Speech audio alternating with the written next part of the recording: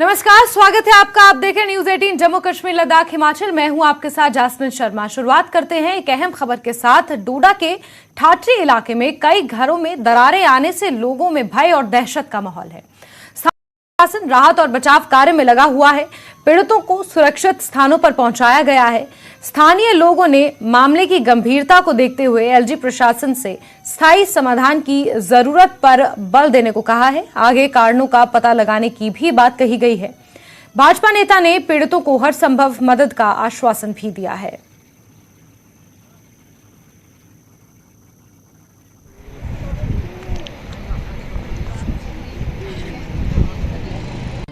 इस वक्त हम सब डिवीज़न ठाठरी के उस मकाम पे खड़े हैं जहां जिसे नई बस्ती का नाम कहा जाता है, जहां जो है एक वार लाइक सिचुएशन है। आप देख रहे हो कि यहाँ जो अफरा तफरी का माहौल है और आप देख रहे हो कि लोग जो है अपने घरों से सामान निकल रहे हो। जो 20-20, 30-30 साल के आशाना बने हुए थे, घर बने हुए थे, रिजाइडिंग हाउसेस बने हुए थे, उनको खाली वकेट कराया जा रहा है।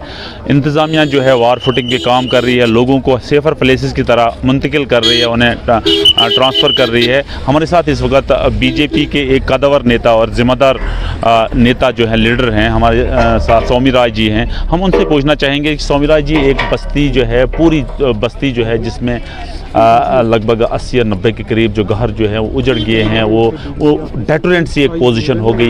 लोग जो है लिटरली अगर देखा गया, लोग हशाश बशाश हो गए हैं कि एक तरह से अगर यहाँ एक रिपोर्ट आई हमें कि ये वो लोग हैं जो 90s में जो है इनकी मुंतकिली हुई थी, जो मिलिटेंट्स के थ्रेट से जो यहाँ आए थे। लेकिन यहाँ भी उनके आशाने जो है एक नेचुरल डिज़ास्टर है, इसे कौन रोक सकता है। लेकिन इनकी रिहेबिलिटेशन पॉलिसी के लिए बीजेपी क्या इक़दाम करेगी? सबसे पहले मैं आपका धन्यवाद करता हूँ फिरदौस भाई, सारे मीडिया मित्रों का, कि हमने देखा, एक हमारा अनुभव रहा कोरोना काल में भी, जहाँ भी कहीं किसी शख्स की विपदा आती रही, किसी की मुसीबत की घड़ी में अगर कोई काम आया तो वो मीडिया के बंधु काम आए। उसके लिए मैं आपका आभारी हूँ। यहाँ इसी के चलते हमें भी जब पता चला 3-4 दिन पहले ऐसे घटना यहाँ पे घटी थी, हमारे यहाँ के काउंसलर डीडीसी संदीप नाथ जी, हमारे पार्टी के कार्यकर्ता और भी सभी लोगों के टच में थे और हम भी एडमिनिस्ट्रेशन के साथ टच में थे। कल भी हमारी डी साहब से बात हुई थी। हमने उनसे एक बताया हुआ कि भाई साहब, जितना जल्दी हो सके इन लोगों को रिहेबिलिटेट किया जाए। ऑलरेडी ये एक मिलिटेंसी थ्रेट में यहाँ पे बसे हुए थे, आज इनके साथ एक दूसरा नेचुरल इंसिडेंट हो गया। हमने डॉक्टर जितेंद्र सिंह जी से बात किया और मुझे लगता है कि उन्होंने भी डीसी साहब के इंस्ट्रक्शन, किसी एजेंसी के द्वारा नुकसान हुआ तो हम उनको भी बख्शेंगे नहीं। अगर नेचुरल कहीं हुआ तो हम भी इनकी मदद करने के लिए पूरा करेंगे और कोशिश करेंगे कि अभी हम आज शाम को फिर डीसी साहब से बात करके इनके लिए कोई अच्छी रहने की फैसिलिटी, ठीक है, इकट्ठे में कहीं रहे, एक ही शेड बनाए, 2 शेड बनाए, जिसमें पूरी फैमिली का ठीक तरह से बंदोबस्त हो, भेड़ बकरी की तरह रहने इनको नहीं दे। इस वक्त डीडीसी काउंसलर जो हैं संदीप नाथ जी हैं। संदीप जी, आपका ये लोकल एरिया है, आप इस पूरे एरिया को रिप्रेजेंट करते हो और एक एनर्जेटिक लीडर भी हो, तो आप क्या कहना चाहोगे? जो है यहाँ सिचुएशन जो है वार लाइक सिचुएशन हो गई है, घरों से लोग भाग रहे हैं, डर है, मौत का डर है, इस पर आप क्या कहना चाहोगे? बिल्कुल, इसमें कोई शक नहीं है, वार लाइक सिचुएशन हो चुकी है। जिसका घर उजड़ गया है, बस्ती शिफ्ट करनी पड़ रही है, तो वो वार लाइक सिचुएशन ही है। लेकिन इस वार लाइक सिचुएशन को हम कैसे हैंडल करते हैं, किस तरीके से इसको टैकल करते हैं, तो वो हमारे ऊपर, हम लोगों के ऊपर और इस एडमिनिस्ट्रेशन के ऊपर निर्भर करता है। तो अभी तक देखा जाए तो काफ़ी हद तक जो हो सकता है, जो करने चाहिए, फर्स्ट जो स्टेप्स रहते हैं वो लेने में कामयाब हो चुके हैं, चाहे एडमिनिस्ट्रेशन या लोकल लोग हैं, संयम बनाने में। आपको थोड़ा सा बता दूं, 4 दिन पहले एक कॉल आती यहाँ से हमें, इसी बस्ती से कुछ लोगों की, कि नहीं जी, हम चाहते हैं कि आप एक बार विज़िट करें हमारे यहाँ पे। तो कुछ दरारें आ रही हैं। तो सच बोलो तो हमें तो ऐसा लगा कि माइनर सी दरारें होंगी, चलो देखते हैं, क्योंकि उनका यही रहता है कि हमारे जो प्रोटेक्शन वाल थी वो गिर रही हैं। तो जब आके यहाँ पे देखा हमने तो मंजर बिल्कुल अलग था। पूरे के पूरे घर में, पूरी एक मस्जिद में दरारें आ गई हैं, पूरा घरों में दरारें आ गई। घर अपने लोग जो हैं अंदर से अपने खाली सेंट्री फिटिंग खोलने में कामयाब हो रहे हैं, खिड़कियां खोलने में कामयाब हो रहे हैं। तो वही जो ज़िंदगी भर की पूंजी है जो जोड़ी थी उन्होंने, उसमें से वो चीज़ें उनके हाथ लग रही हैं। तो यकीन मानिए वो मंजर देखने वाला था। तो उसी टाइम यहाँ पे लोकल एडमिनिस्ट्रेशन से हमारी बात हुई, तो उन्होंने इमीडिएट उसके ऊपर एक्शन लिया। उसी दिन रात को डीसी साहब की विज़िट भी हो गई यहाँ पे। तो लोगों दिया गया कि जो भी एडमिनिस्ट्रेशन की तरफ से जो है मदद हो पाएगी वो कर लेंगे। फर्स्ट सबसे पहले तो हमारा था कि हमारी प्रॉपर्टी तो जा रही है, लेकिन प्रॉपर्टी के साथ साथ किसी की जान को कोई नुकसान ना पहुंचे। और देखा जाए तो मेरा और हम सब का मानना यही है कि एक जान करोड़ों की प्रॉपर्टी भी हम खड़ी कर दें तो वो जान वापस नहीं आ सकती। एंटायर चिनाब रीजन जो है इस वक्त इसकी ग्रिप में है। क्या ऐसा लगता है कि हमारा जितने भी चिनाब रीजन में लोग रहते हैं, हमारा मुस्तकबिल जो है बिल्कुल खतरे में पड़ा हुआ। आज इनकी बारी है, कल हमारी बारी होगी। क्या हम इंजीनियर्स को ये इंस्ट्रक्शन नहीं कर, जोलॉजिकल डिपार्टमेंट्स हम उनसे बात नहीं करें कि अब के बाद कॉन्ट्रैक्टर्स आके पैसा निकाल देता है, एग्जीक्यूटिव इंजीनियर्स जो हैं वो उसकी सर्वे कर लेते हैं और आम आवाम का हो रहा है।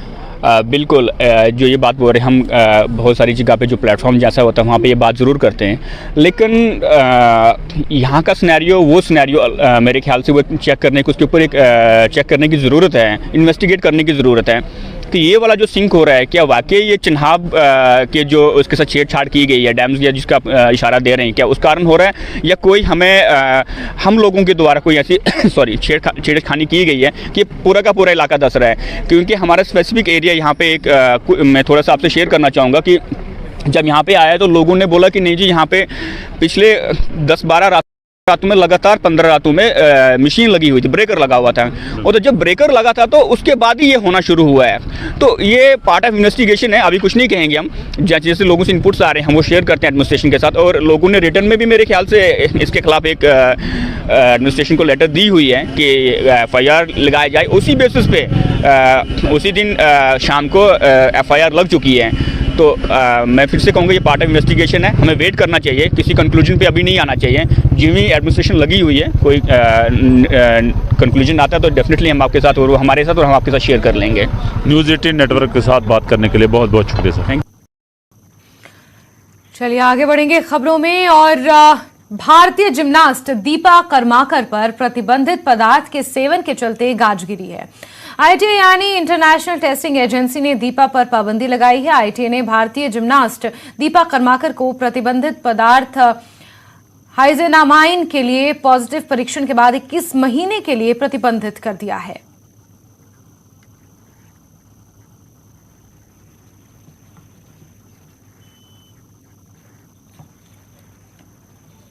राज्य परिवहन विभाग के अनुसार 2022 में जम्मू कश्मीर में सड़क दुर्घटनाओं में 742 जाने गई हैं, जिनमें से 112 लोग चुनाव क्षेत्र में मारे गए हैं। सड़कों के किनारे पर क्रैश बैरियर का नहीं होना दुर्घटनाओं का एक प्रमुख कारण है। लोगों ने गहरी खाई या चिनाब नदी में वाहनों के गिरने के खतरे को कम करने के लिए सड़कों पर क्रैश बैरियर लगवाने की मांग की है। जैसे डोडा है, किश्तवाड़ है या रामबन है, तो यहाँ आए दिन जो हैं रोड एक्सीडेंट्स होते हैं और उनमें हमारी बहुत सी कीमती जानें जो हैं वो चली जाती हैं। तो इसके लिए मैं समझता हूँ कि जो संबंधित विभाग हैं और हमारी एडमिनिस्ट्रेशन जो है उनको जो है तत्काल प्रभाव से जो है काम करना चाहिए।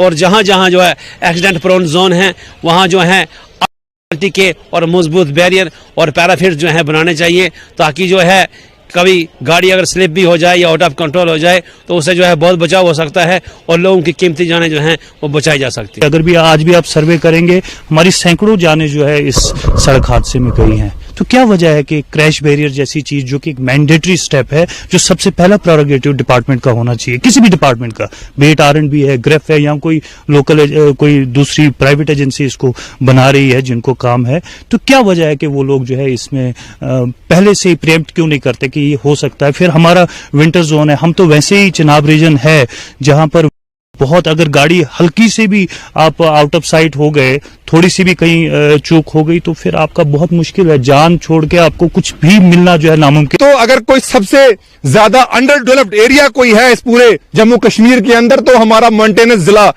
डोडा है। और साथ में दूसरा टैग हमें मिल चुका है कि ये वैली ऑफ डेथ है। और स्लीपलेस नाइट्स हैं, हम आपको बता देना चाहते हैं, आपके जो स्लीपलेस नाइट हम रात को गुजारते हैं, इतना डर और खौफ है, इतनी डेथ्स मिलिटेंसी के इंसिडेंट्स में नहीं हुई हैं जितनी रोड एक्सीडेंट्स में यहां पे हुई हमारे इस अर्सवाइल डिस्ट्रिक्ट डोडा के अंदर।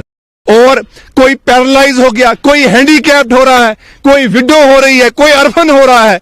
लेकिन और ज्यादा सख्त कानून बनाने की आवश्यकता है, जरूरत है। PWD को भी हिदायत है और नेशनल हाईवे को भी, NHIDCL को हमने लिखा भी है कि पूरा का पूरा बटोत से लेके ठाठरी और उसके बियॉन्ड भी जो किश्तवाड़ डिस्ट्रिक्ट की जुरिस्डिक्शन है वहां पे NHIDCL क्रैश बैरियर्स लगाए। जो नया प्रोजेक्ट की सड़क है वहाँ तो लगेगा ही लगेगा, लेकिन एग्जिस्टिंग ओल्ड सड़क में दोनों की तरफ से कंट्रीब्यूशन होगी और मुझे पूरी उम्मीद है कि आने वाले कुछ महीनों तक हम पूरा का पूरा क्रैश बैरियर लगा पाएंगे। आपके माध्यम से मैं ये भी चाहता हूं कि जो भी ड्राइविंग इस हाईवे पे, इसको हाईवे ही समझें और इसमें एहतियात से गाड़ी चलाएं, स्पीड की लिमिट को कायम रखें और अगर कोई थका है या रात को सोया नहीं है तो वो आराम करके फिर गाड़ी चलाए या कोई ड्राइवर रखे। और आगे भी खबरों का रुख करेंगे, लेकिन वक्त एक छोटे से ब्रेक का।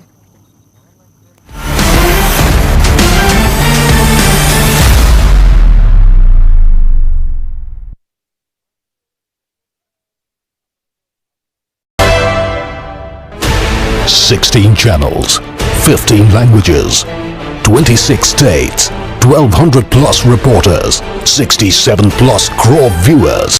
India's largest news network, News 18 Network.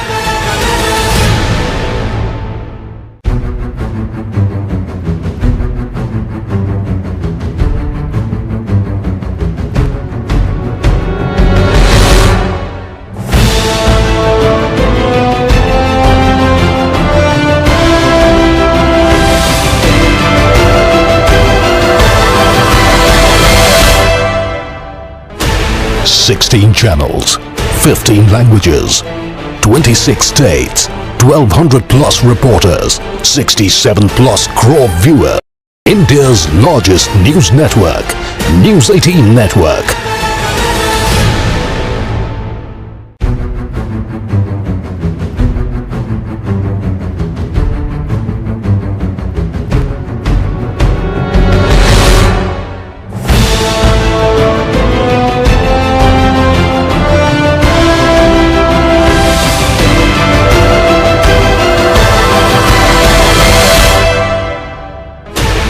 Sixteen channels, 15 languages, 26 states, 1200 plus reporters, 67 plus crore viewers. India's largest news network, News 18 Network.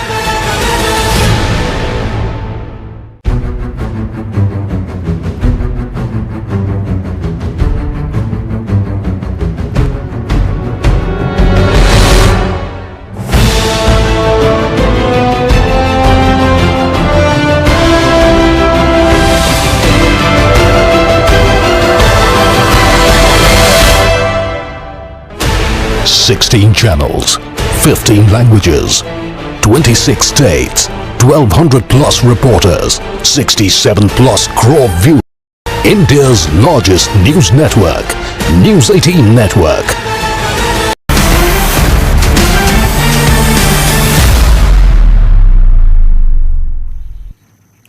और ब्रेक के बाद बात एक बड़ी खबर की। जम्मू कश्मीर से ये बड़ी खबर मिल रही है, जहां जम्मू पुलिस को बड़ी 2 लोगों को गिरफ्तार किया गया है। किलो चरस उनके पास से जब्त की गई है। गांधीनगर इलाके का ये पूरा मामला बताया जा रहा है, जहां 11 किलो चरस के साथ 2 लोगों को गिरफ्तार किया गया है।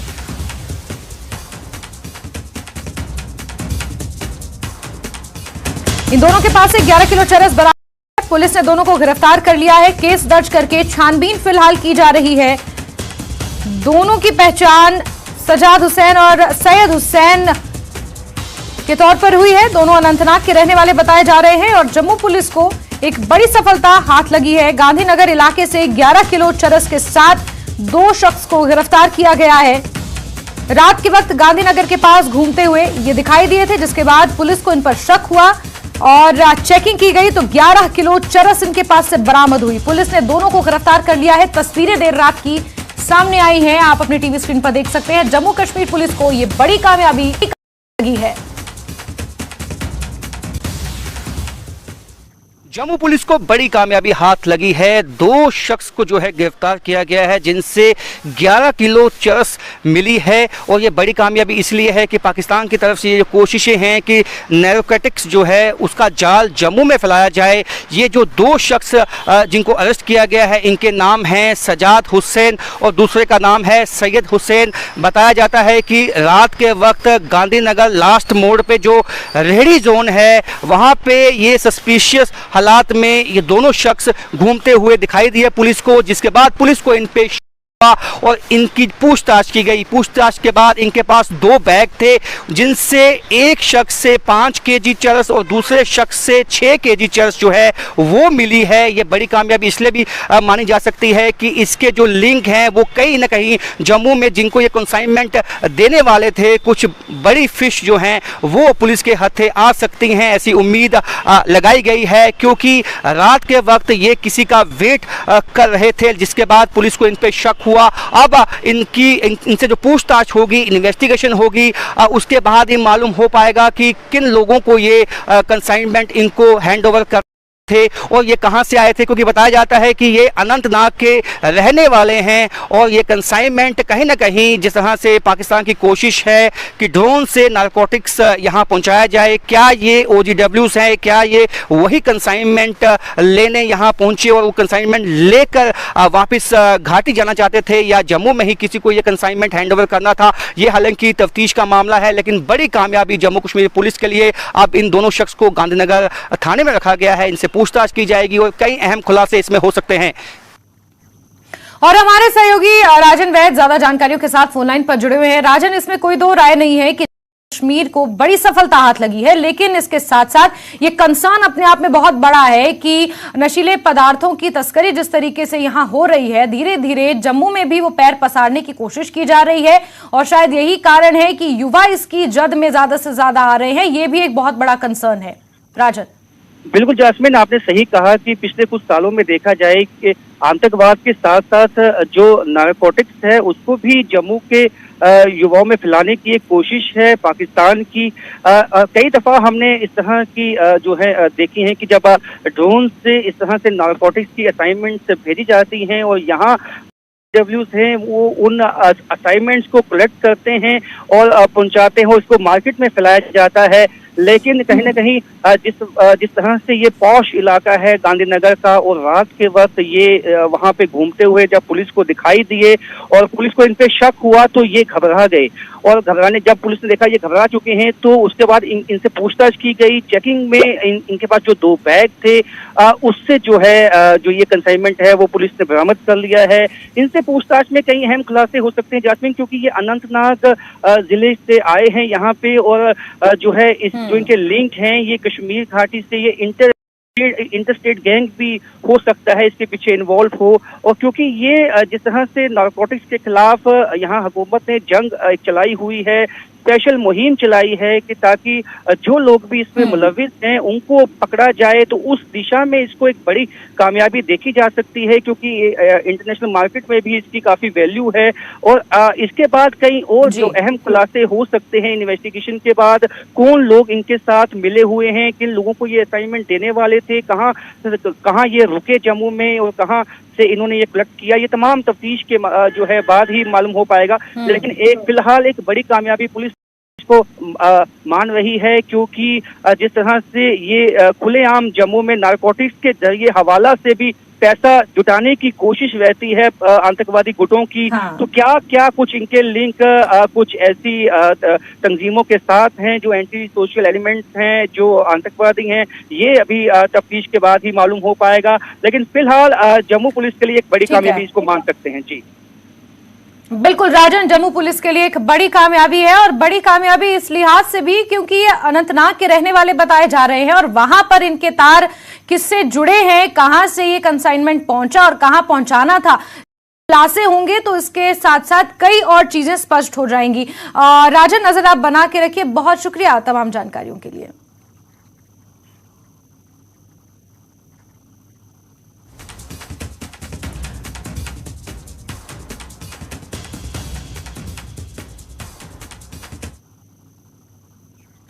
आगे बढ़ते हैं और बात एक और अहम खबर की, जहां तीसरे खेलो इंडिया विंटर गेम्स की जर्सी, थीम सॉन्ग और मैस्कॉट का उद्घाटन समारोह आज राजभवन में आयोजित किया गया।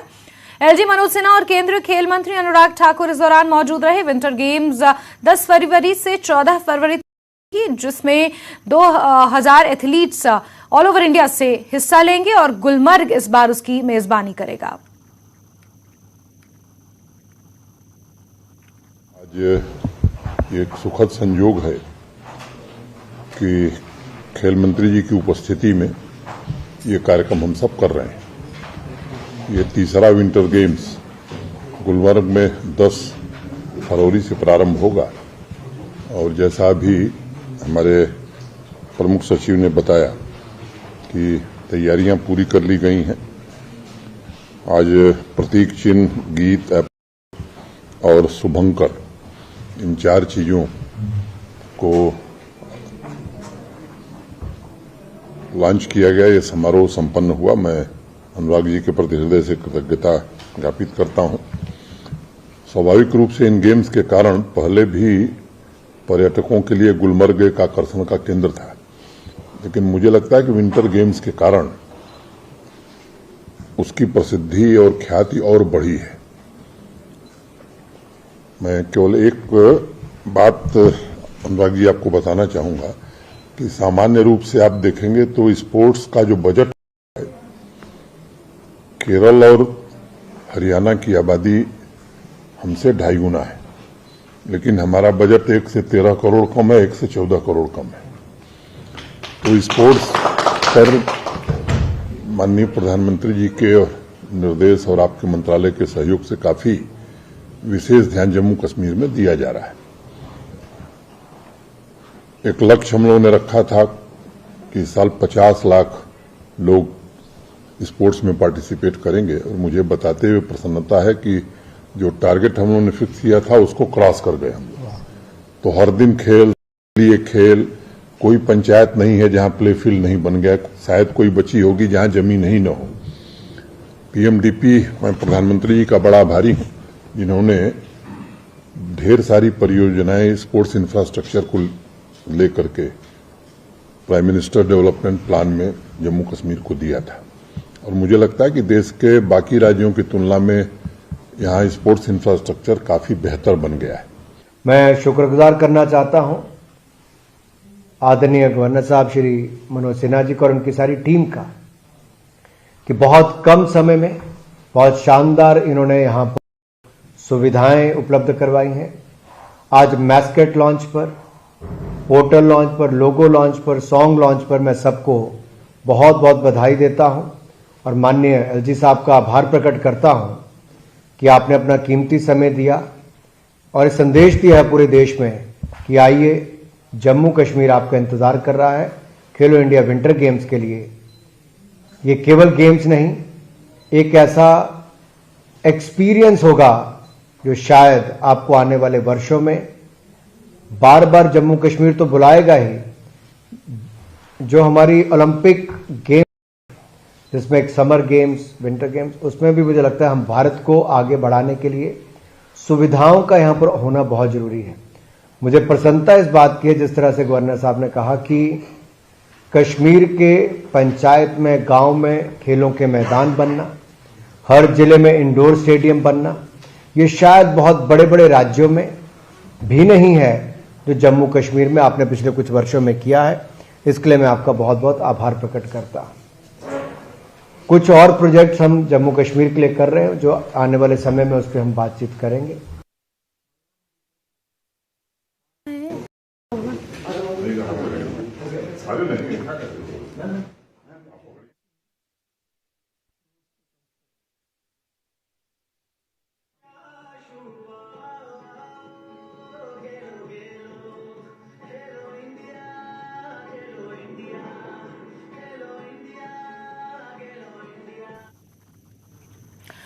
आगे बढ़ेंगे और आज से सीएम सुखविंदर सिंह सुक्खू अपने गृह जिले हमीरपुर के दौरे पर रहने वाले हैं। सीएम 6 फरवरी तक हमीरपुर में रहेंगे। आज वो हमीरपुर के गांधी चौक पर जनसभा को संबोधित करेंगे।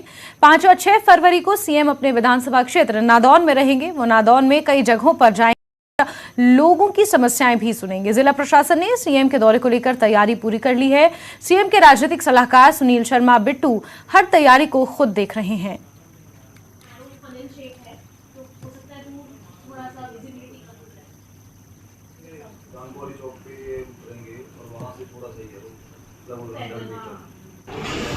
परमादरणीय माननीय मुख्यमंत्री ठाकुर सुखविंदर सिंह सुक्खू जी 4 तारीख को हमीरपुर पहुंचेंगे। उनका भव्य स्वागत होगा। गांधी चौक में सभी लोगों से मुखातिब होंगे।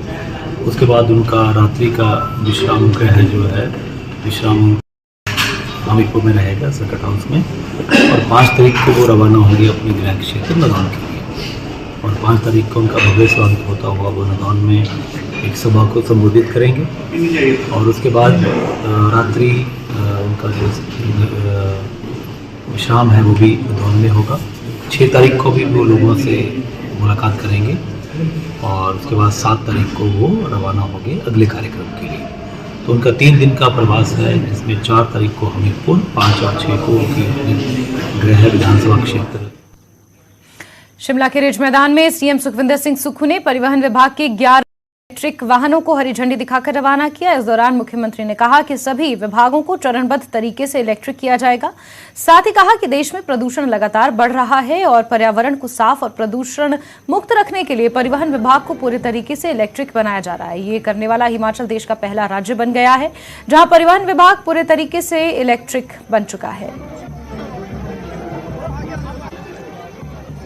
देखिए, हिमाचल प्रदेश में हमारी सरकार बनने के बाद हमने नीतिगत फैसला किया कि हिमाचल प्रदेश एक बहुत सुंदर प्रदेश है, प्राकृतिक सौंदर्य से भरपूर है, लेकिन प्रदूषण की समस्या बढ़ती जा रही है, गर्मी काफ़ी हो जाती है।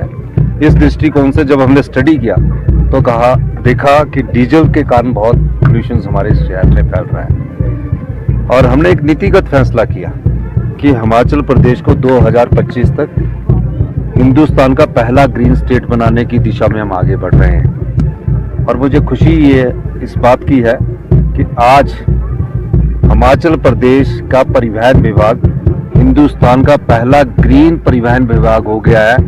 तकरीबन 18-19 के करीब आरटीओ है, उन सबको हमने इलेक्ट्रिकल व्हीकल दे दी है, और विभाग के अधिकारी है उन सबको भी इलेक्ट्रिकल व्हीकल दे दी है।